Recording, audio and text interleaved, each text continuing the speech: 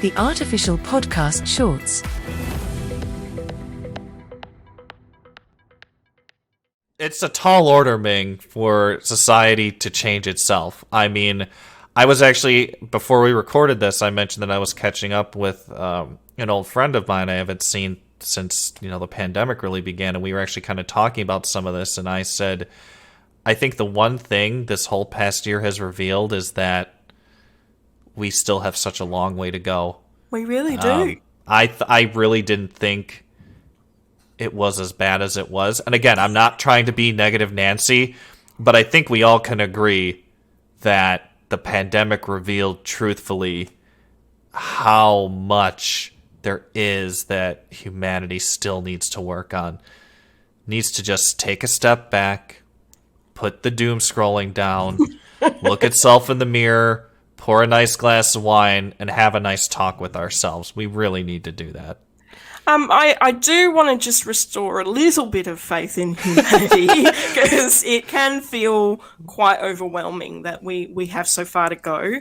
But I also want to point out we have come so far, and it's in living history, in my mother's living history. She's 74.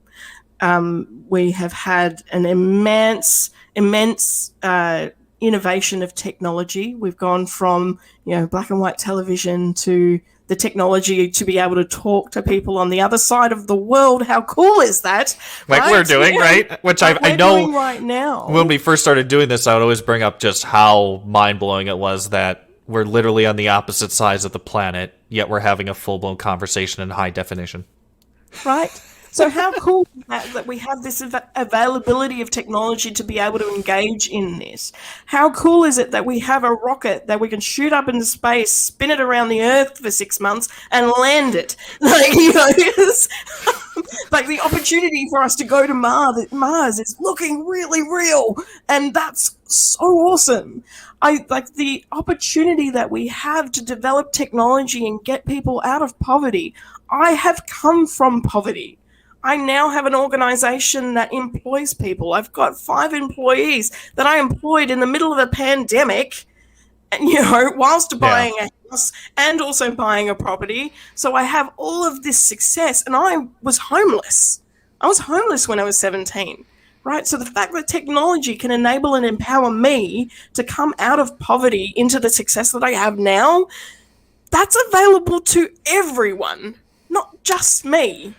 Yeah, well, and then that even, again, I think further reaffirms what you've been saying, because I think it's switching then ultimately this outrage addiction and from, it's very much a scarcity mindset I think people fall into. When you start looking at this whole thing from an abundance mindset, the opportunity is there and you don't fall into the trap of outrage addiction and just doom scrolling constantly.